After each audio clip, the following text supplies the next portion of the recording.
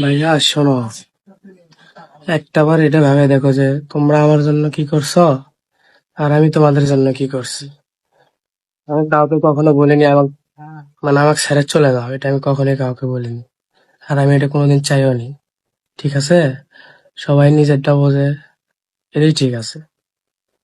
আমারটা কেউ বুঝবি না, তারটাও আমি বুঝবো না। তো বললে নিয়ে আমার কোনো অভিযোগ কিছুই নাই।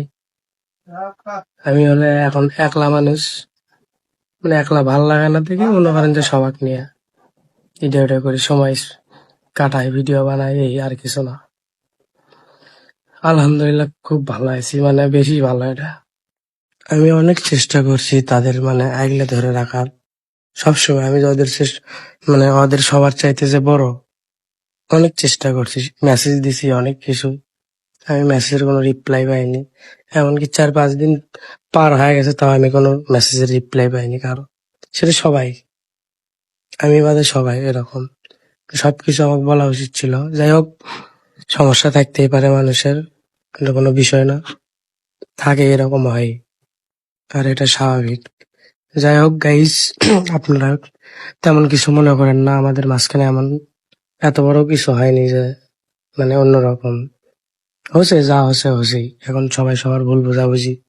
কিন্তু আমার একটাই কথা, আমি মনে করেন যে কাউকে থেকে সম্মান পাইনি, আমি যে সবার বড়, আমার কারো পারমিশন লাগেনি, মানে যা করছে সব একলাই করতেছে সবাই, কোনো কিছু জানার লাগেনি। আমি অনেকবার ট্রাই করছি মানে আগলে রাখার, কিন্তু তাও পারিনি, মানে একদম ব্যর্থ হয়ে গেছে আমি। তারপরে আমি আর চেষ্টা করিনি, পরে একলা একলা কি করবো আমি। তাই আমি মানে বন্ধু বান্ধব, আগে তো ঘুরতাম না, এখন তাও ঘুরি সবার সাথে মোটামুটি মন খুশি রাখার জন্য। আমার আব্বা আম্মু খুব আমাকে ভালোভাবে বোঝে, তারা আমার সাথে মানে এতটা বোঝে, আমার আব্বা আম্মু আমার, অন্য কেউ এরকম বোঝে না। আমি যে এই কই যে কতদিন হলো এরকম আছি, মানে আমি যখন আমার আব্বু আম্মুর সামনে যখন মানে যাই, আমার আব্বু যখন কান্দে, একটা ছেলের বাপ যখন কান্দে এগুলা বিষয় দেখে, আর কি কম, মানে আমার কলজা ফেটে মনে করেন যে অন্যরকম কিছু হয়ে যায়। যাই হোক, করলে অত কিছু কথা বাড়াবার চাচ্ছি না গাইস, সবাই ভালো থাকুক।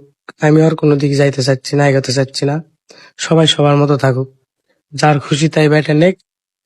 আমি মানে সবশেষে এটাই বলে আমি কারোর জন্য কিছু করতে পারিনি, মানে 5-6 বছর কষ্ট করছি, এটা আমার ধরেন যে এমনি, এটা কোনো কষ্ট না, হুট করে উঠে গেছি বুঝেননি, সব মানুষের নাম ভাঙ্গে খাচ্ছি, মানে এটা আমার ছোটবেলার থেকে অভ্যাস, যে মানুষের নাম ভাঙ্গে খাই।